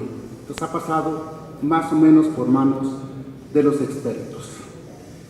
También quiero comentarles que este documento ha sido discutido con las organizaciones de zacatecanos en Estados Unidos y que hemos tenido un encuentro muy rico de manera directa y por internet, de tal manera que puedo decir que cuenta con la solvencia y con el apoyo de esas organizaciones. Y les adelanto que ellos están planteando que este foro se haga en Los Ángeles, California. La otra cuestión que quiero plantearles es que este documento también fue discutido y cuenta con el aval de los 2 diputados migrantes del estado de Zacatecas. Gracias a todos ellos. Bien, quiero empezar planteando algunas de las cuestiones que nos parecen fundamentales para este asunto. En primer lugar, nosotros creemos que es importante tener una mirada más allá de lo nacional, más allá de lo local, que nos permita efectivamente tomar medidas de política pública que abarquen simultáneamente las posibilidades que tiene Zacatecas de intervenir en las propuestas nacionales, pero también con Estados Unidos. Requerimos de un enfoque transnacional para poder abrirnos camino en este ámbito. La primera cuestión que quiero aquí abordar es el asunto de fomentar desde nuestro país la adquisición de la residencia y la adopción de la ciudadanía estadounidense. Quiero explicarlo. Cuando nosotros tenemos migrantes que residen en Estados Unidos de muchas generaciones, ellos van acumulando, entre otras cosas, derechos de ley. Y esa acumulación de derechos de ley permite primero pasar de indocumentados a residentes, pero una vez que adoptan otro tipo de, dijéramos, de requisitos, es posible también pensar que se hagan ciudadanos norteamericanos. ¿Por qué nos interesa eso? Porque necesitamos que cuenten en los procesos de cabildeo, en los procesos de elección, porque necesitamos que incidan en las políticas públicas desde Estados Unidos. Esa es una tarea importante que se debe emprender hacia nuestros migrantes. La segunda cuestión, encauzar el interés de los descendientes de migrantes por la educación universitaria y el predominio del idioma inglés y español. Quiero decirles que buena parte de nuestros jóvenes en Estados Unidos no están estudiando. Nosotros necesitamos interesarlos para que se formen también en términos profesionales. Pero requerimos que tengan un buen dominio del inglés, no el inglés que heredan de sus padres, un inglés académico, y que conserven a su vez el español. Aquí se trata de promover la generación del cambio, la que puede ser la diferencia, la que puede abrir caminos más allá simplemente de la llegada de nuestros migrantes. Es la generación del futuro liderazgo, y creo que ese es un camino que tenemos que emprender. La tercera cuestión en este asunto, llevar a cabo una intensa campaña de cabildeo y negociación desde México, pero con los aliados de los migrantes. Son los propios empleadores los que son nuestros aliados. Son los políticos de ascendencia latina. Son también los banqueros interesados en la transmisión del envío de las remesas. Todos ellos forman un gran capital que tenemos que aprovechar en las negociaciones con el gobierno federal de aquel país. Y esto requiere efectivamente una intensa actividad desde México hacia aquel país. La que sigue. Pensamos que es muy importante impulsar la actividad de las organizaciones de migrantes hacia el territorio estadounidense, asimilando sus propias experiencias. ¿Y qué quiere decir esto? Que nos hemos preocupado de manera permanente por el vínculo que tienen los migrantes organizados hacia nuestro país, hacia Zacatecas, hacia sus comunidades. Requerimos que estos migrantes también volteen hacia Estados Unidos, ahí donde ellos están presentes, para que ellos sean el sujeto de su propia transformación. De otra manera estarán esperando que las políticas públicas caigan del cielo y no tomarán iniciativa.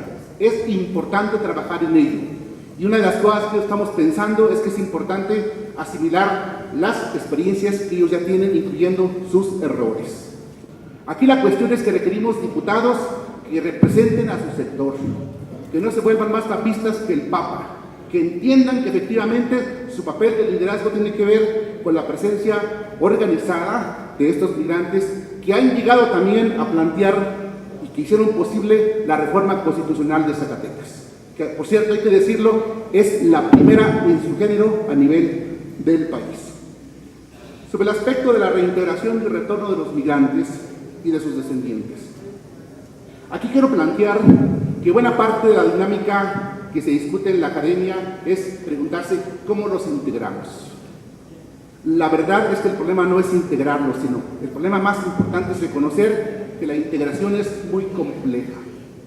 Cuando los migrantes tienen 20 o más años han cambiado tanto y las comunidades se han transformado tanto, los vínculos que ellos tuvieron en el origen se han alterado tanto que es difícil plantear la integración. Hay que plantear modelos diferentes que permitan reconocer los avances que ellos tienen en términos de lenguaje, en términos también de habilidades laborales, a fin de poder integrarlos. Y justamente sobre ese aspecto estamos planteando levantar un registro sobre la experiencia y las habilidades productivas y laborales que tienen los migrantes de retorno cuando están llegando por acá a Zacatecas. Decimos que eso es importante porque tendremos un diagnóstico capaz de ofrecer a las empresas que así lo quieran, trabajadores especializados. Tendremos un diagnóstico también donde podremos ofrecer posibilidades de inversión a partir de su expertise. Eso significa que no solamente hay que recibirlos, sino hay que recibirlos con el capital que traen de sus aprendizajes y poner esto en el centro de los migrantes de retorno. Segunda cuestión, los migrantes que regresan a Zacatecas son migrantes en edad reproductiva, están entre los 30 y 39 años aproximadamente. A nivel del país tenemos alrededor de 1.200.000 retornos o un poco más, porque no tenemos las cifras actualizadas. Y tenemos una cantidad superior de menores que llegan con esos migrantes, alrededor de 1,5 millones de mexicanos que nacieron en Estados Unidos y que a su vez tienen su ciudadanía norteamericana. Es importante que entendamos que muchos de los migrantes que retornan con el estigma del fracaso.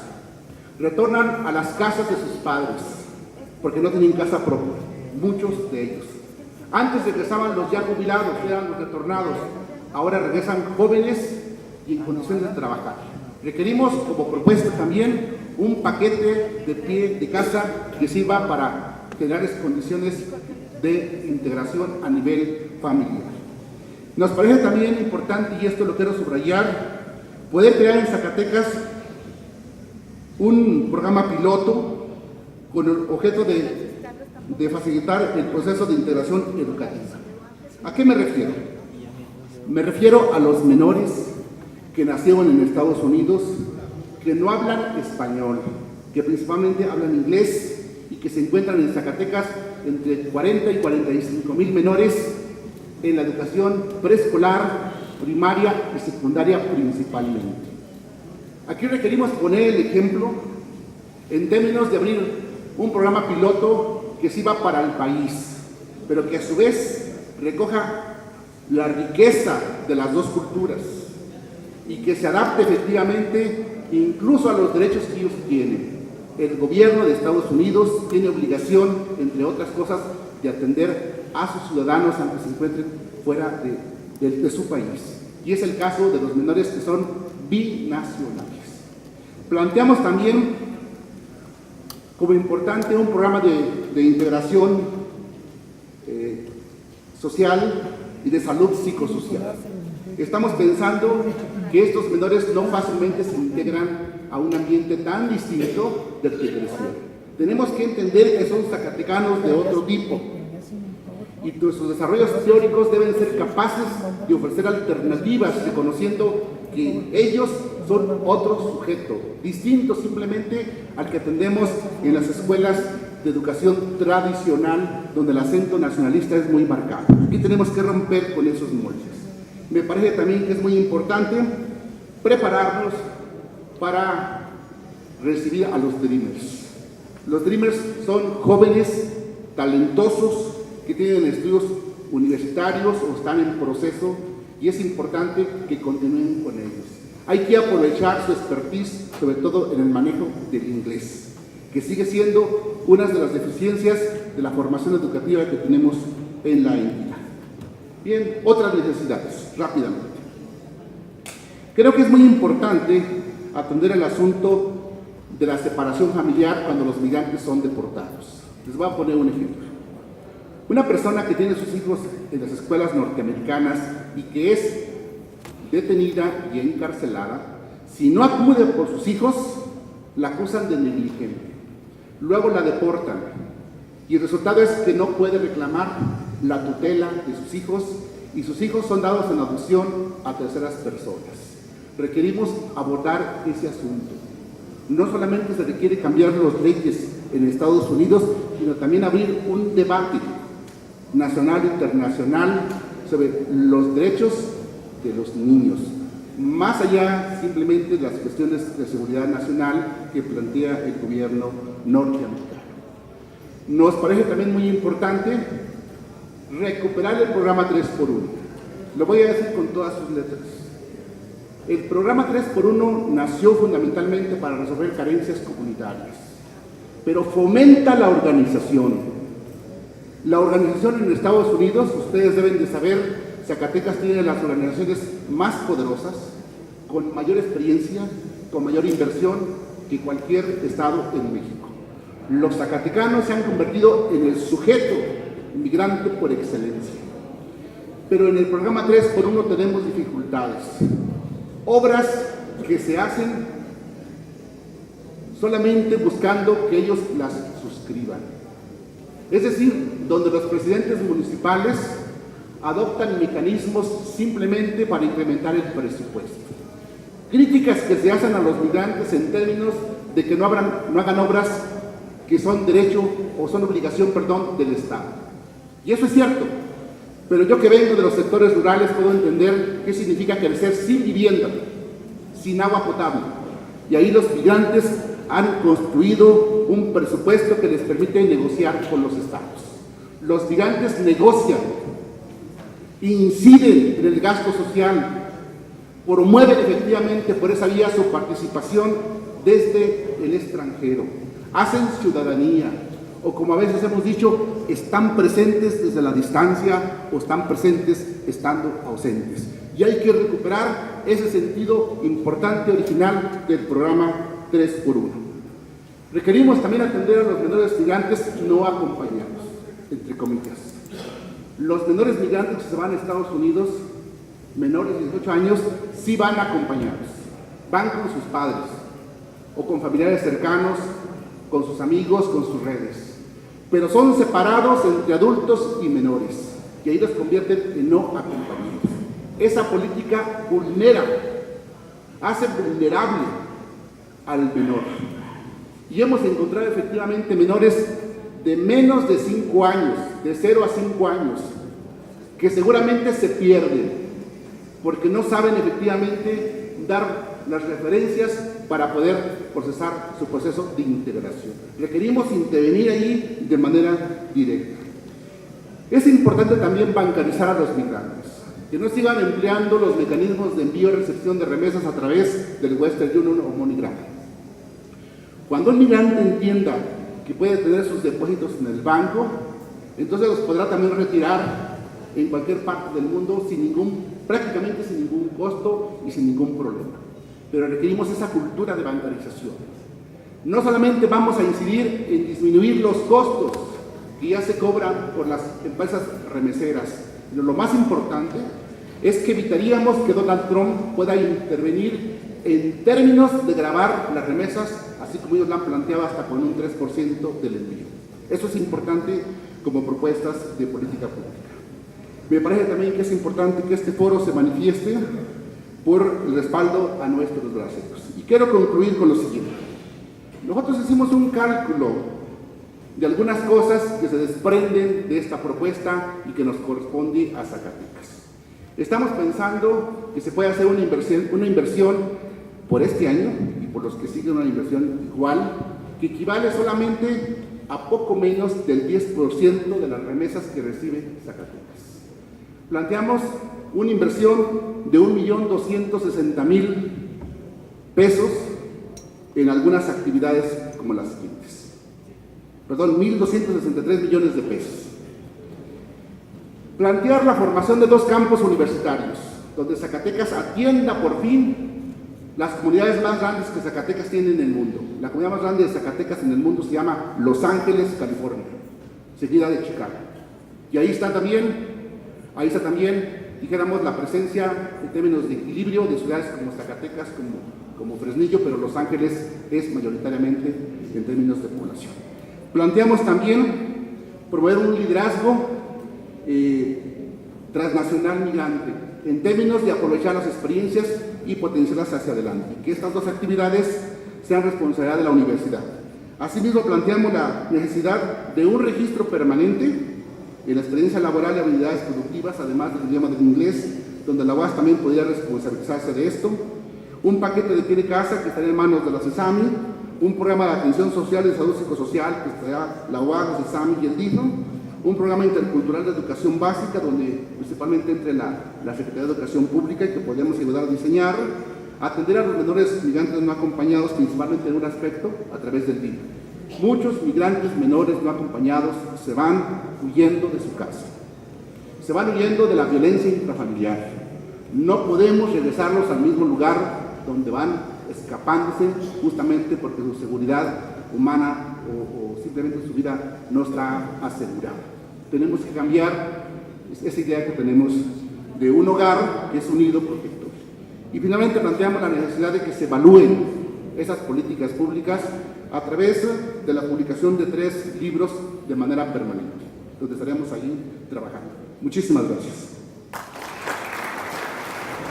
Ahí la idea de ese árbol de problemas es, de alguna manera muy gráfica, decir cuál es el problema del campo zacatecano. Es decir, hay un deterioro de los recursos naturales, la baja rentabilidad, la baja productividad, entonces eso trae bajos ingresos para el productor y bueno, prevalece la pobreza en el campo. Abajo podrán ver las causas, por decirles los más importantes que nosotros definimos. ¿Por qué el campo está así? Pues por el deterioro de los recursos naturales, por la baja eficiencia productiva. Tenemos una baja retención de valor porque la mayoría vende sus productos como materia prima, el frijol, el chile. Identificamos como que hay una descoordinación entre las instituciones, ¿no? Luego políticas mal diseñadas o mal ejecutadas. Creemos que todo eso abona la problemática y arriba podrán ver los efectos: abandono de las tierras, descomposición social, migración, inseguridad, que ya lo han analizado los demás compañeros esos temas, y bueno, al final una pérdida de calidad de vida, ¿no? Entonces, la siguiente, por favor.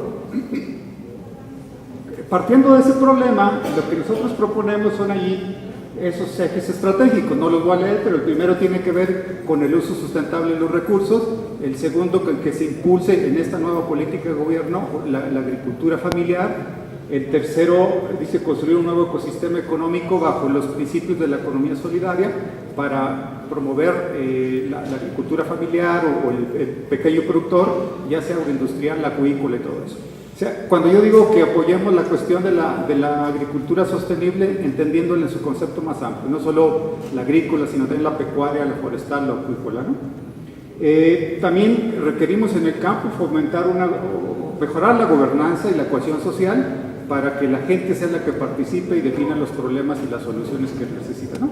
Y bueno, el gran reto, erradicar el hambre. La siguiente, por favor. Entonces, bueno, para ello, para abordar esos objetivos estamos planteando 4 grandes ejes estratégicos. El de la sostenibilidad de los recursos naturales, que allí viene cuáles son los resultados que se esperan. El otro eje importante, ya les decía, la agricultura sostenible. Y el tercero, cooperativismo, emprendimiento e innovación rural. Y bueno, cada uno allí se están fijando ciertos objetivos, y el de gobernanza y cohesión social. Adelante, por favor. Y allí lo que pueden ver ustedes es una serie de programas que ya podrían contener cada uno de esas líneas estratégicas, ¿no? Entonces, para la sostenibilidad que tenemos, pues conservación del suelo y agua va a ser un programa muy importante, o debe serlo. La conservación de flora y fauna, la conservación de la biodiversidad, el uso de energías alternativas, como ya lo han planteado aquí. De hecho, déjenles comento, en las reuniones previas a este foro de hoy, pues nos hemos dado cuenta que tenemos que platicar varios, ¿no? Porque varios coincidieron en temas que tienen que ver con el campo y pues seguramente tenemos que hacerlo. Y así, bueno, no los entretengo más, en cada uno de ellos hay ciertos programas. Vamos a la siguiente. Y bueno, allí lo que se menciona, a ver, sí, la siguiente, pásale a la siguiente. Ahí está. Finalmente damos un presupuesto, ¿no? Una estimación de presupuesto. Justamente ahí tienen en el cuadro de arriba cada uno de estos ejes estratégicos que estamos pensando. En suma, les pedimos a los diputados que en el PREP 2019 ya le pongan 3.700 millones al campo de Zacatecas, ¿no?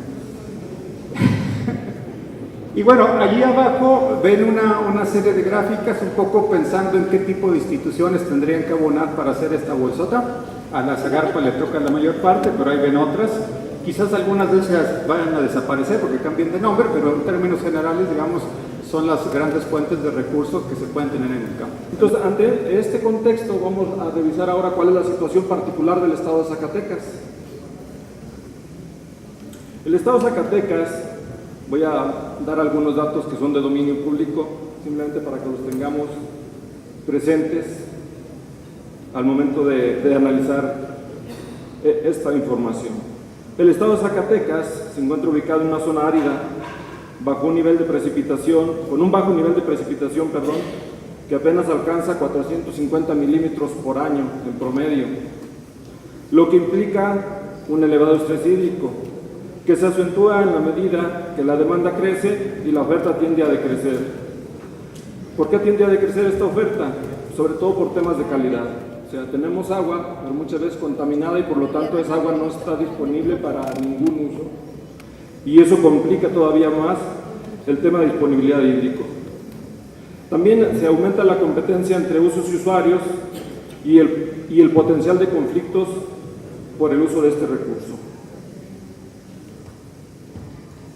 Entrando ya en la problemática general para el estado de Zacatecas, hemos identificado 6 puntos fundamentales desde nuestra óptica, que es un problema de sobreconcesionamiento de las aguas. Este problema nos ha llevado a que la extracción de agua realizada a través de más de 8.500 pozos en 34 acuíferos del estado haya alcanzado del orden de los 400 millones de metros cúbicos anuales. O sea, estamos extrayendo de nuestros acuíferos 400 millones de metros cúbicos anuales por encima de la recarga natural o de la oferta sustentable de nuestros acuíferos.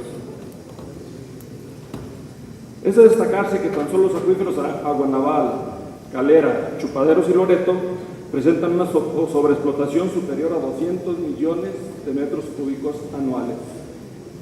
Otro problema importante es la contaminación de los ríos y mantos acuíferos por aguas negras, por fertilizantes, pesticidas y metales pesados producto de la actividad minera, ocasionando que en el estado no se cuente con la disponibilidad de agua suficiente para el consumo agrícola, industrial y humano.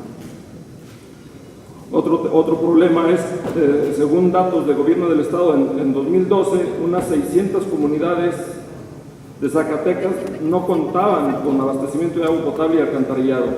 Esto representa 96,000 habitantes sin agua potable y 218,000 habitantes sin alcantarillado.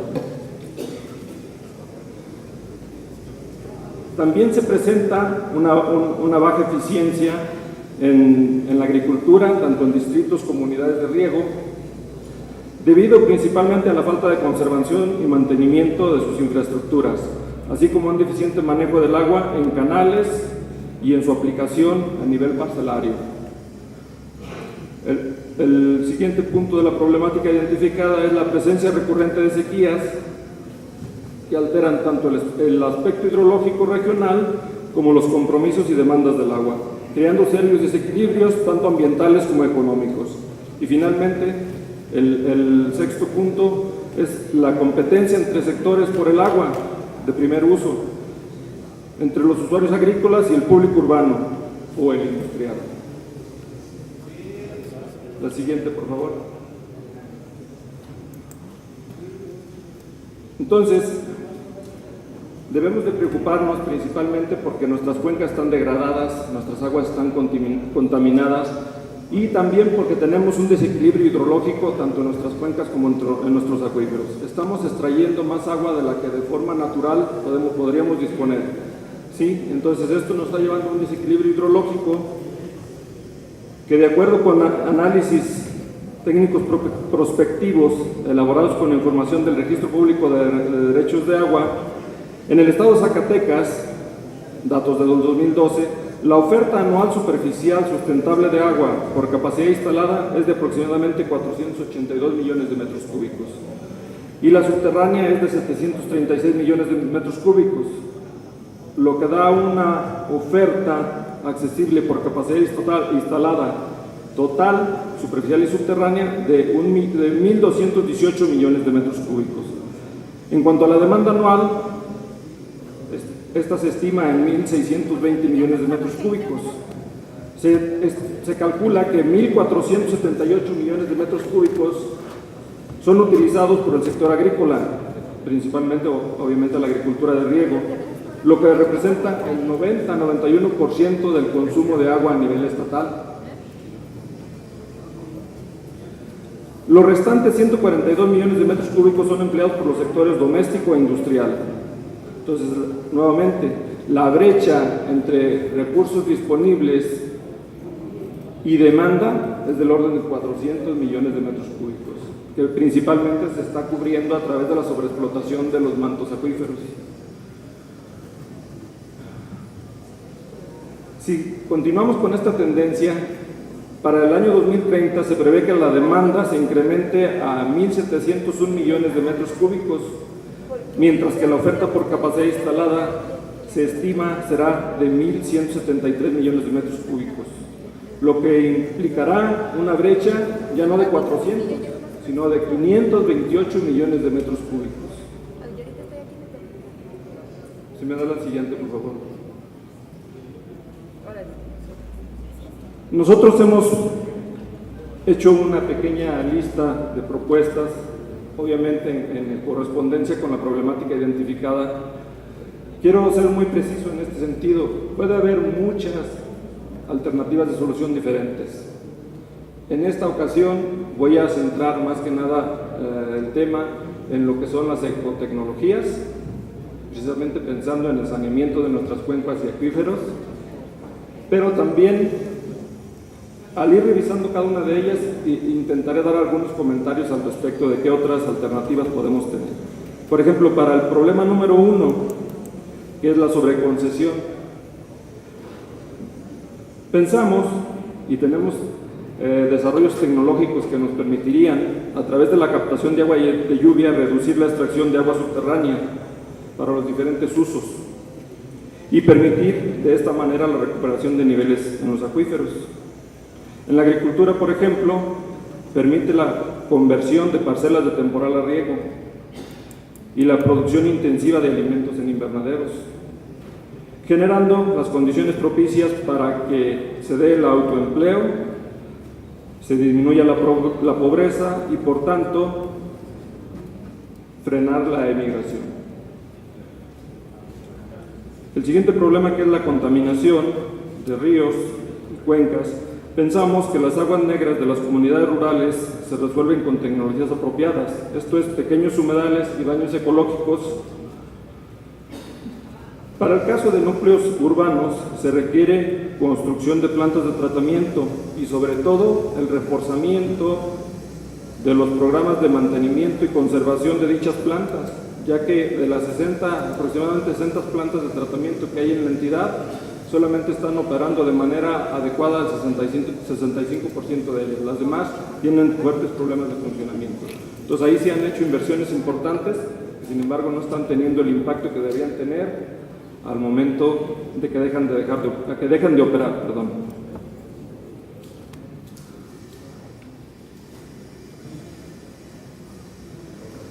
La contaminación de los ríos se resuelve desde nuestra perspectiva con el uso de la ecohidrología y la fitotecnología. En este caso, pues, los costos dependerán de cada situación, de cada problema. ¿Qué es la ecohidrología y la fitotecnología? Es el uso de las plantas para la bioremediación de la contaminación en cuencas y cauces.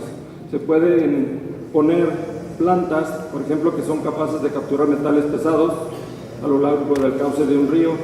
Existen plantas para capturar prácticamente todos los elementos contaminantes que hemos mencionado antes. Entonces creemos que esa es una solución viable que podemos implementar.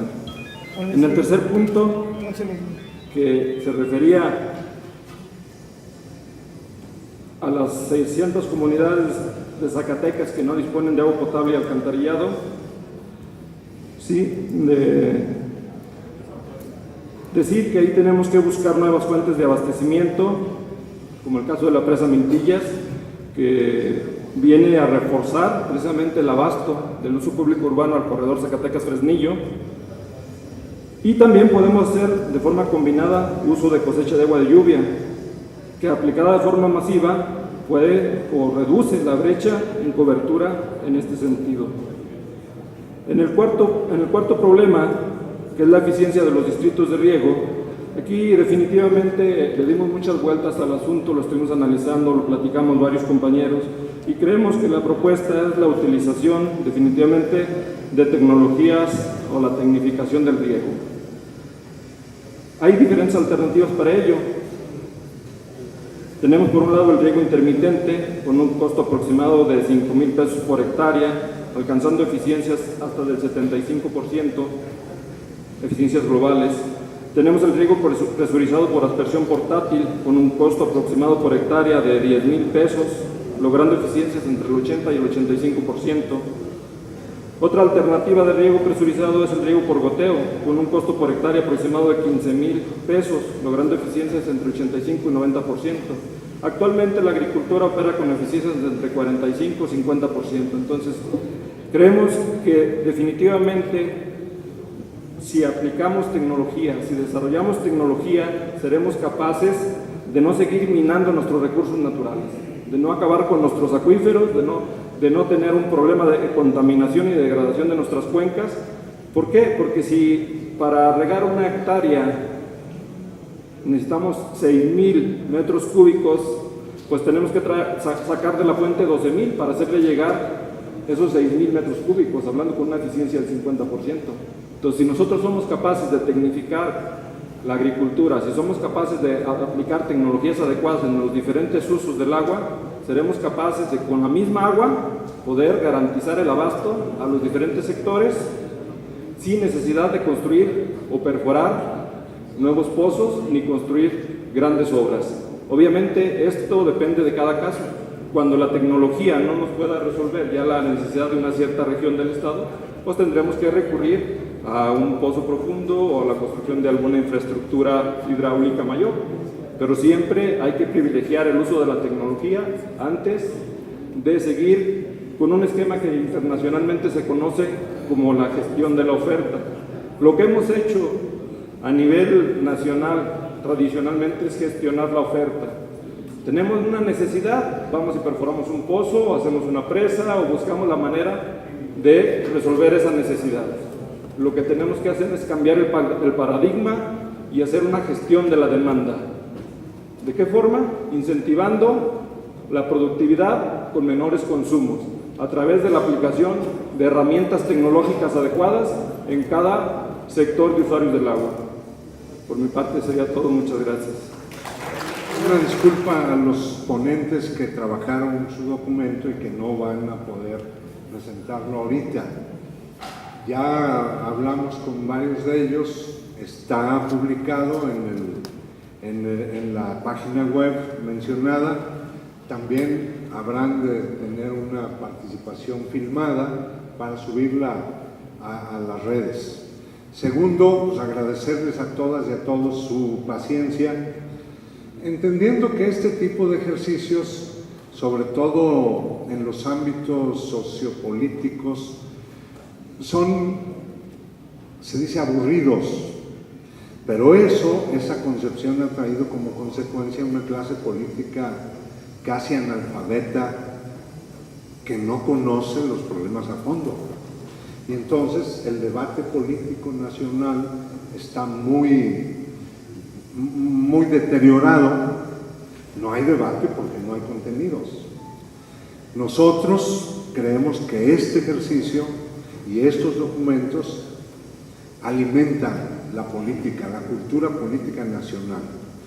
Pero yo creo que también tenemos que dar las gracias muy sentidas a Alfonso Ramírez Cuellar, diputado federal, a nuestro compañero Novella y a las diputadas locales que han aguantado aquí a pie firme. Eso habla de su compromiso. Nosotros creemos, como colectivo que organizó esta participación de equipos tan valiosos de la universidad, de las normales de distintos lados, creemos que no podemos quedarnos hasta aquí.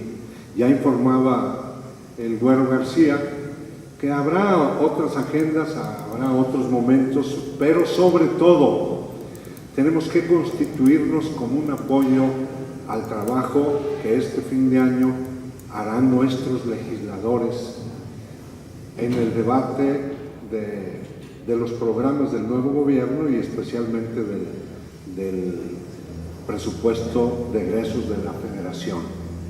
Entonces, al compañero Alfonso le quisiera pedir que venga a la tribuna a comentar lo que le ha parecido y que esperemos que pues no sea la última, que podamos conversar en muchas ocasiones.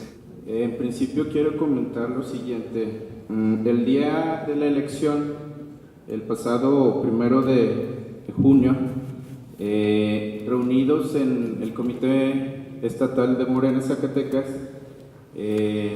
horas antes del término de la jornada electoral, pues estábamos haciendo nuestros análisis los compañeros del Comité Estatal y un servidor. Y entonces alguien comentaba que la victoria de Morena, la victoria de Andrés Manuel, era producto de 12 años de lucha. Bienvenidos a la UAS, bienvenidos a su casa, y con este tipo de actividades refrendamos el compromiso social de la universidad con sus Zacatecas y, por supuesto, esta lógica de que la UAS sea el rostro del orgullo universitario. Muchísimas gracias, bienvenidos a la UAS.